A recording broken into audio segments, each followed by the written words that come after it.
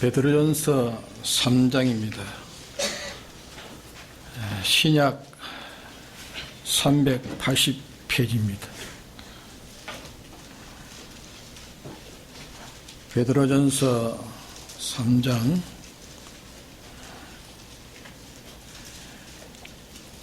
21절입니다. 21절에서 22절까지 공부하겠습니다.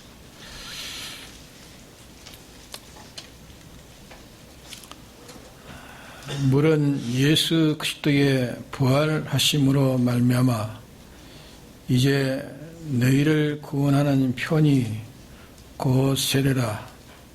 육체의 더러운 것을 제하여 버림이 아니요 오직 선한 양심이 하나님을 향하여 찾아가는 것이라.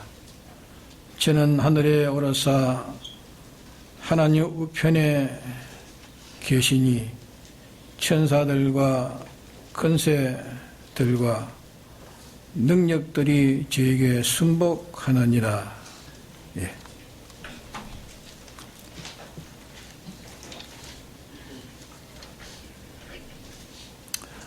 오늘 전갈 말씀은 오직 선한 양심이 하나님을 향하여 찾아가는 것이다 하는 양심에 대해서 증거하려고 합니다. 그 양심에 대한 정의가 학자들로 동일하지 아니합니다.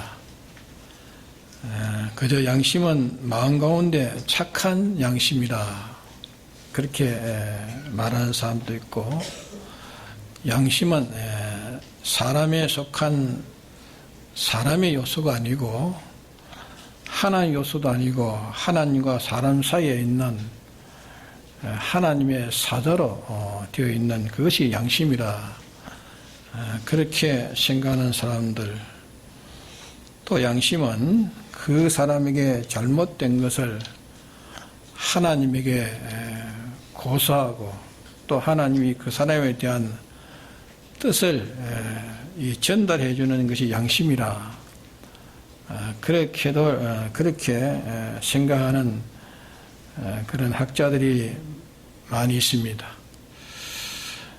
근데 이 양심은 인적 요소가 아니고 인간에게 있는 인적 요소가 아닌 것이 아니고 인간에게 있는 요소입니다. 그러면 얘에게 속한 요소도 아니고 마음의 각 요소 중에 하나가 양심인 겁니다. 그래서 양심은 여러 종류가 있습니다. 여러 종류가 있다는 말은 이 양심은 어떤 것이 양심인가? 그 사람이 가진 지식이 있습니다. 지식의 지배를 받아가지고 그 사람의 지식대로 제일 그 이상이고 완전한 것을 찾아 향해가는 것이 양심이라 그렇게 할 수 있습니다. 그렇기 때문에 모든 수많은 종교마다 종교인의 그 양심이 각각 다 따로 있습니다. 그런 사람의 지식의 종류가 100가지가 된다면은 인간의 양심도 100가지가 된다고 할 수 있습니다.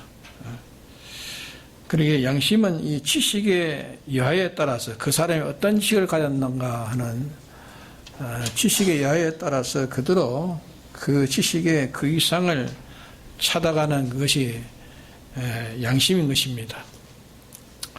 그러게 이 신앙 양심, 우리 예수 믿는 사람은 신앙 양심인데 신앙 양심 어떤 게 신앙 양심이냐?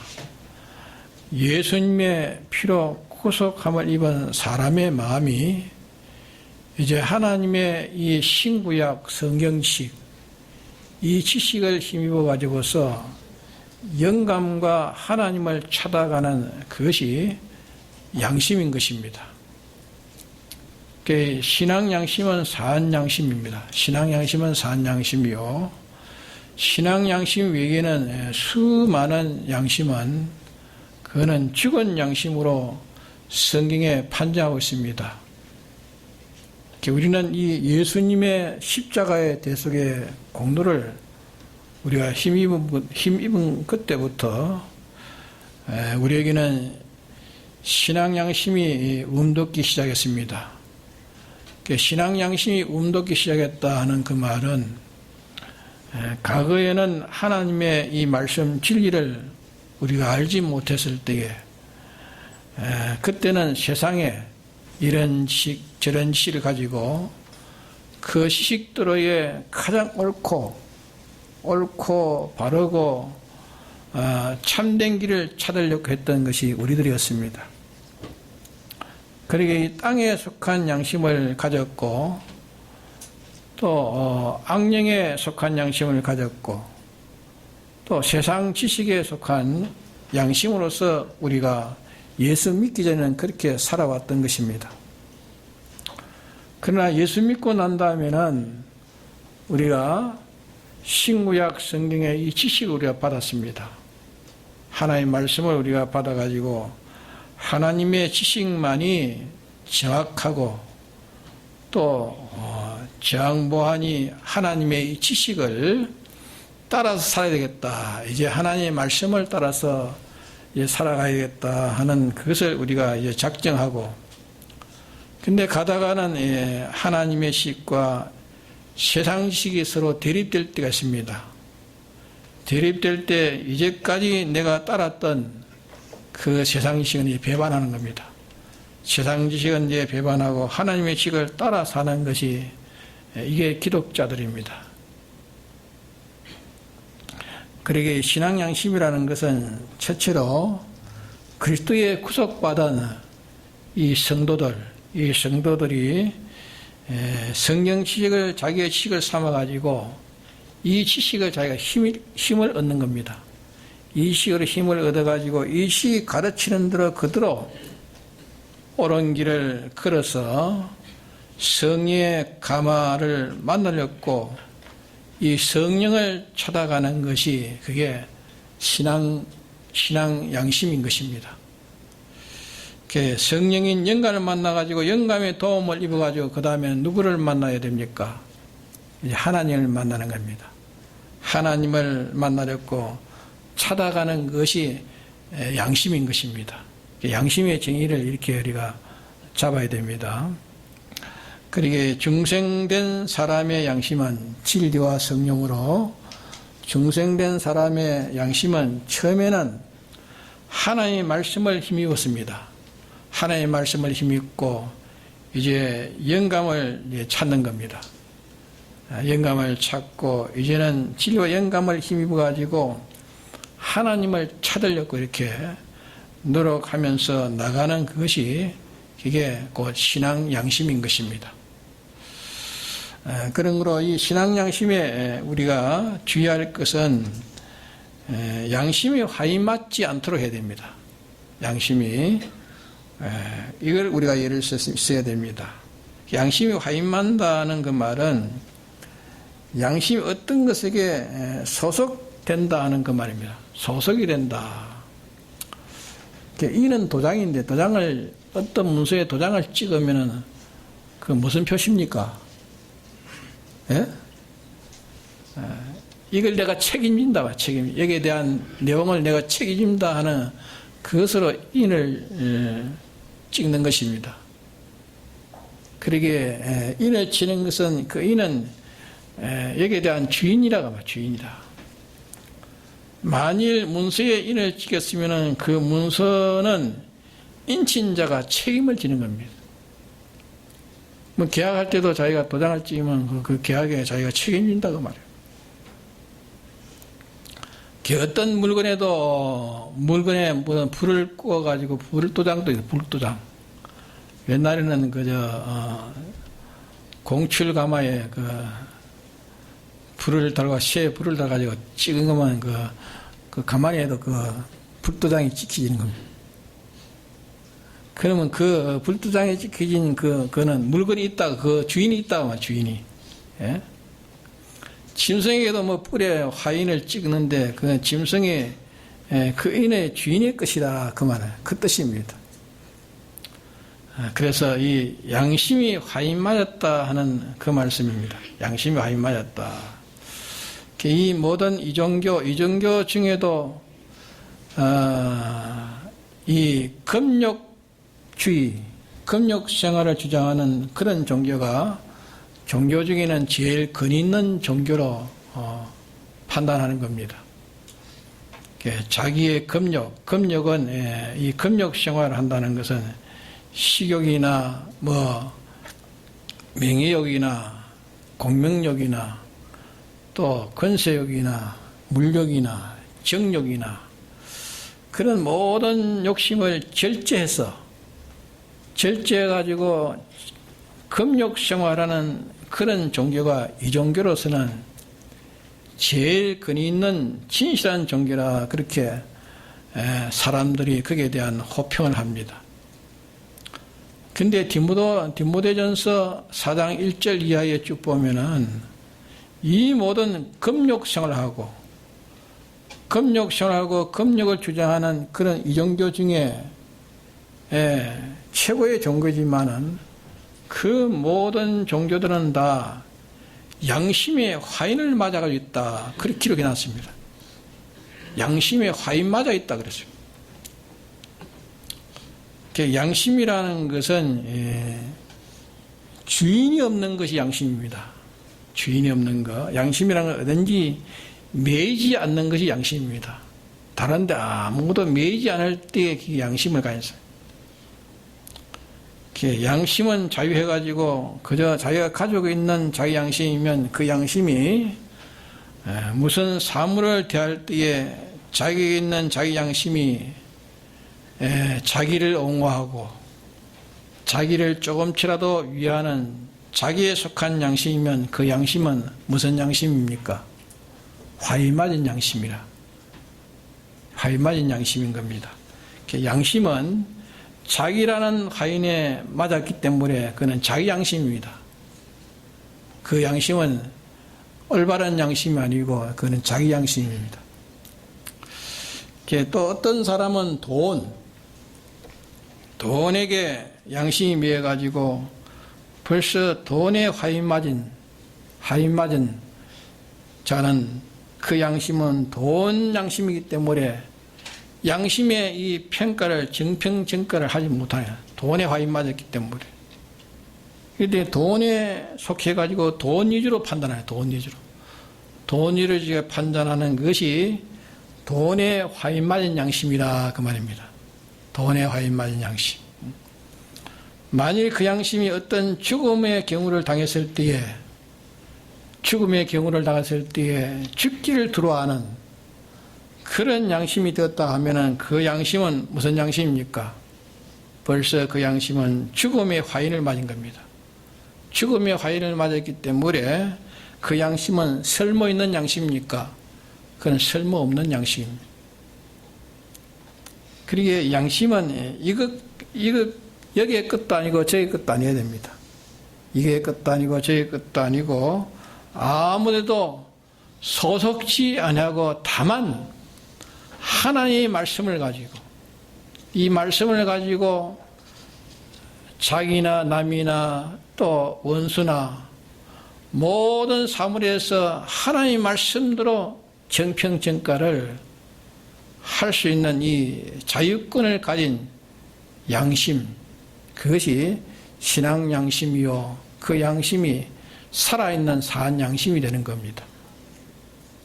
그리고 우리는 이 양심이라면 다 되는 줄 그렇게 알지만은 세상에 사람마다 양심 없는 사람 없습니다. 다 있습니다.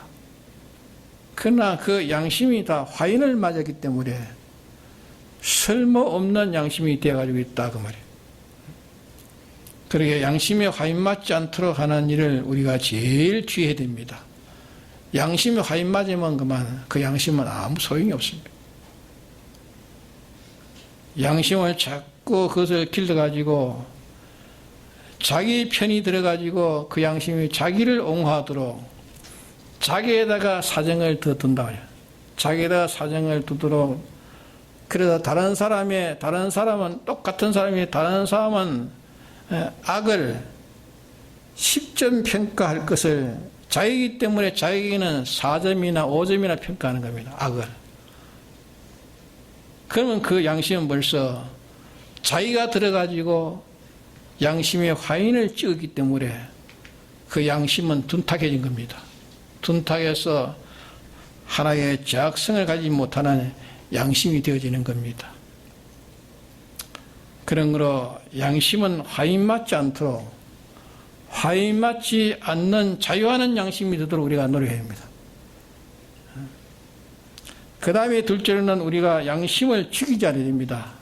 양심을 죽이지 않는다는 것은 뭘 가르쳐서 말씀하는가 하면은 자기 양심이 이건 틀렸다. 양심이 틀렸다는데 양심이 틀렸다는 것을 그만 양심을 밀어붙여버립니다.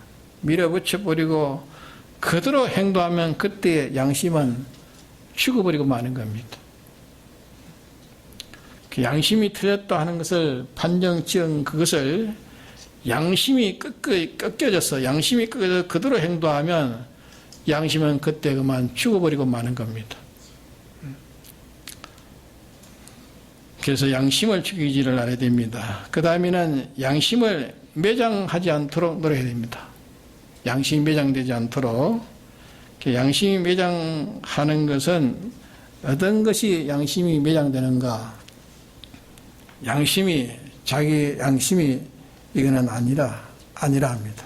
그러나 아니라 양심 속에서 우리에게 호소하는 것입니다. 내 양심 속에 호소하는 것이 있습니다. 그럼 이 양심의 호소를 무시해버린다 말이에요. 양심의 호소하는 것을 무시하는 것은 그는 양심을 매장시키는 것입니다. 그 다음에는 우리는 이 양심을 북돋아 가지고 가꾸도록 노력해야 됩니다. 자기 양심을 자기가 가꾸지 않으면 자기는 마치 소경이 되고 마는 겁니다.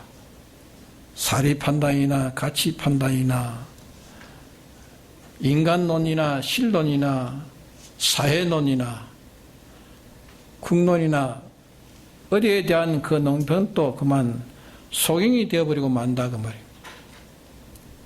그렇기 때문에 양심을 북돋우는 것은 어떻게 하는 것이 양심을 북돋우는 것인가? 양심대로 하려고 애쓰는 것이 양심을 북돋우는 것입니다. 양심대로 하려고 자기가 물질 이해가 어찌 되느냐, 또 내 소유가 어찌 되느냐, 내 처세가 어찌 되겠느냐, 내 사업이 어찌 되겠느냐, 내 직장이 어찌 되겠느냐, 나와 친밀한 사람과의 관계가 어찌 되겠느냐 하는 그것은 그것을 무시해버리는 것입니다. 양심을 북돋우는 것은 내 물질이야 어찌 되든지, 내 사업이야 어떻게 되든지, 직장이 어떻게 되든지, 서로의 가족 간의 관계가 어찌 되든지, 친구까지 어찌 되든지, 어찌든지 내가 양심 인도를 따라가야겠다 하고 양심의 인도를 따르려고 양심대로 하려고 애쓰는 것이 양심을 북돋아 가지고 기르는 자인 것입니다. 그 다음에 이제 양심을 기르는 자, 양심을 북돋우는 자. 그럼 양심을 키우는 것은 그러면 양심을 어떻게 키우는 것인가? 양심은 뭔지 양심에서 명령이 내릴 때에 양심의 인도가 자에게 나타났을 때에 그 인도를 어떤 이해를 불구하고 단행하는 것입니다. 양심대로 단행하는 것입니다. 자기 양심이 이렇다 저렇다 그렇게 인도할 때 그저 자에게 해롭든지 자에게 유익이 오든지 간에 양심의 인도대로 단행하는 그것이 자기 양심을 기르는 것입니다.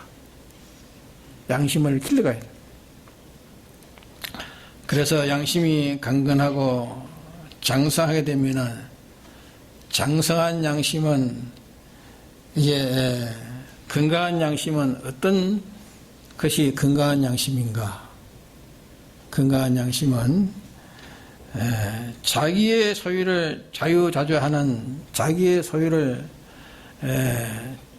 자유롭게 이렇게 주권을 가지는 그것이 이제 양심의 장성한 양심입니다. 자기의 소유물이라면 무슨 돈이든지 또 물질이든지 또 무엇인지 사회든지 자기의 소유 말입니다. 자기의 욕심이 주장하지 않고 자기 가족이 주장하지 못하고 다만 자기 양심이 그 소유권을 주권했을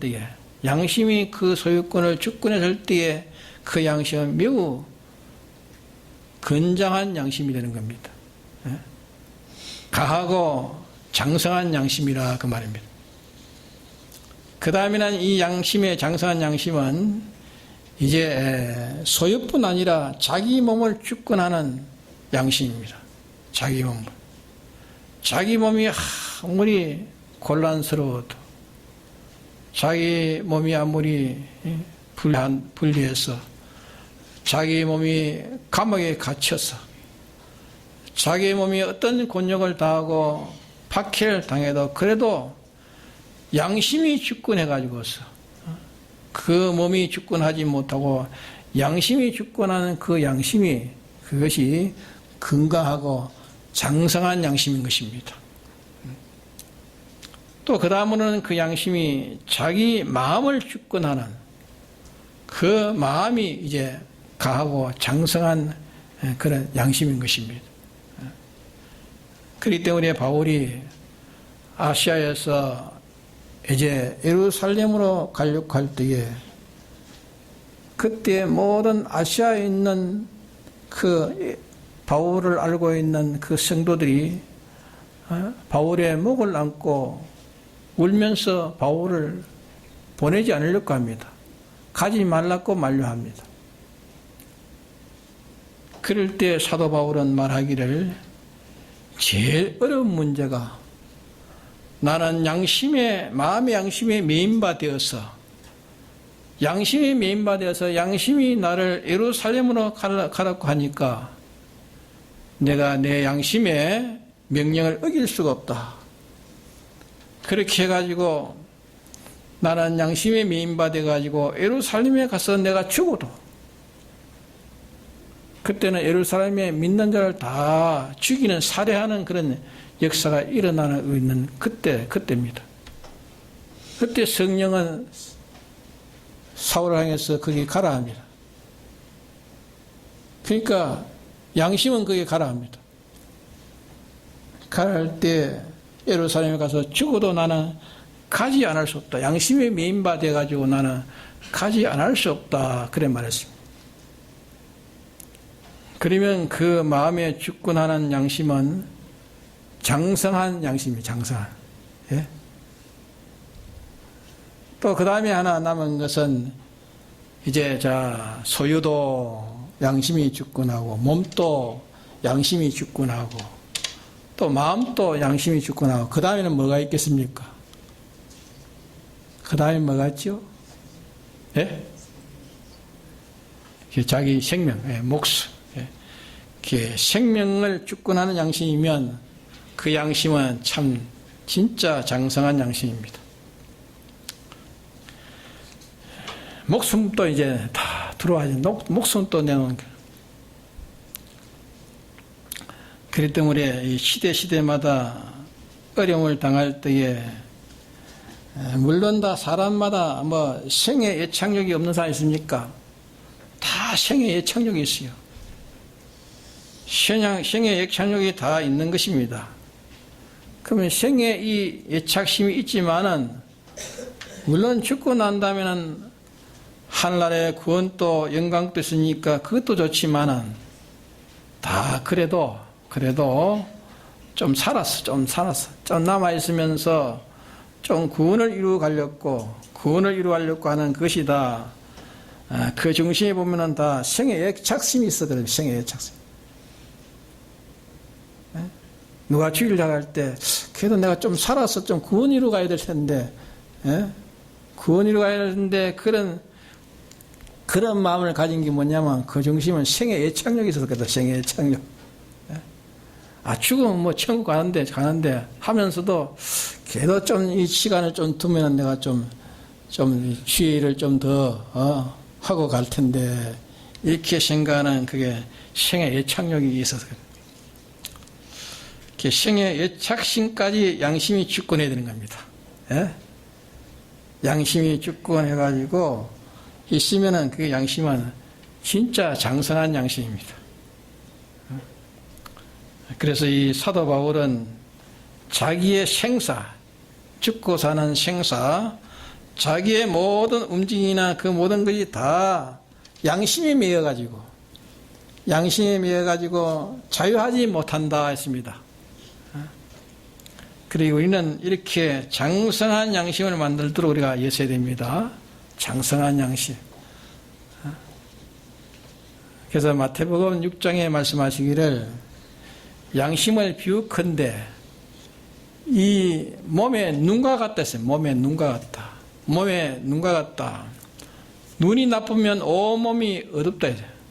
눈이 나쁘면 온몸이 어둡고 눈이 성하면 온몸이 밝아서 지금 많은 이웃 사람들이 있으니까 뭐 이래저래 다 도움을 받지만은 만일 자기가 홀로 단독이 있을 때에 자기 눈이 어두워버리면 그 사람은 어떻게 됩니까? 아무 도움이 없으면 눈이 어두워버리면 그만 더듬거려. 뭐가 있는지 뭐 함정이 있는지 나중에 함정에 빠져서 죽을 수도 있다. 그러게 이 눈이 마음의 등불인 같이 양심은 사람의 전 인격의 인생의 등불이라. 인생의 등불이라. 눈이라 양심은 그 인생의 전부의 등불이라 그렇게 말씀을 하는 겁니다. 그래서 이 양심이 어두운 사람은 그 인격이 다 어둡습니다. 어둡고 그 전생애가 다 어둡기 때문에 양심이라는 것은 전 인격의 눈입니다. 눈이기 때문에 이 양심은 참 보배로운 것입니다. 그래서 양심을 우리는 화인맞지 않아야 되고 화인맞지. 양심에 화인맞으면 안 됩니다. 어느 것이 되어서 안 됩니다. 양심은 다 자유해야 됩니다. 자기도 자유해야 되고 자유가 가까운 사람에도 자유해야 되고 어떤 물질에도 어떤 건세도 그게 자유해야 돼요. 다만 하나님의 말씀대로 진리대로 옳고 바르게 깨끗하게 살고자 하는 그것에 어떤 것도 거기에서 그게 끊기지 않아야 된다.